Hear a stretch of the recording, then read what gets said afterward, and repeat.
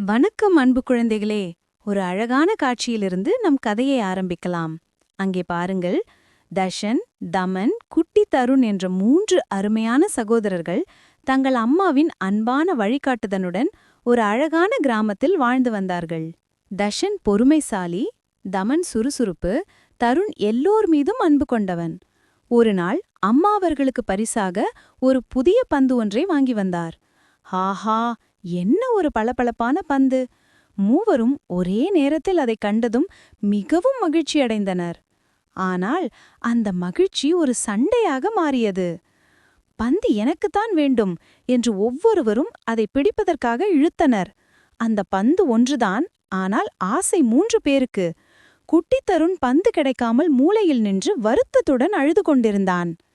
அப்போது அம்மா அங்கே வந்தார். தன் அன்பு புன்னகையுடன் அவர்கள் சண்டையிடுவதை பார்த்து அமைதியாக அவர்களை அருகில் அழைத்தார். அம்மா, அன்பு குழந்தைகளே, சண்டை போட்டால் யாருக்கும் சந்தோஷம் கிடைக்காது. பந்து ஒன்றுதான், ஆனால் நீங்கள் மூவரும் மாறி மாறி விளையாடலாம் அல்லவா? ஒருவருக்கொருவர் விட்டு கொடுத்து விளையாடினால் மூவருக்கும் அதிக மகிழ்ச்சி கிடைக்கும். அம்மாவின் வார்த்தைகள் அவர்களின் காதுகளுக்குள் மட்டுமல்ல, மனதுக்குள்ளும் சென்றது. தஷன் தான் அண்ணன் என்பதை உணர்ந்து முதலில் விட்டு கொடுக்க முடிவு செய்தான்.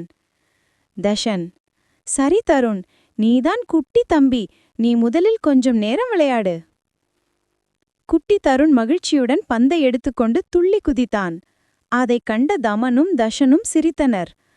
அதன் பிறகு அவர்கள் மூவரும் ஒருவருக்கொருவர் விட்டு கொடுத்து மாறி மாறி பந்தை உதைத்து விளையாடினர்.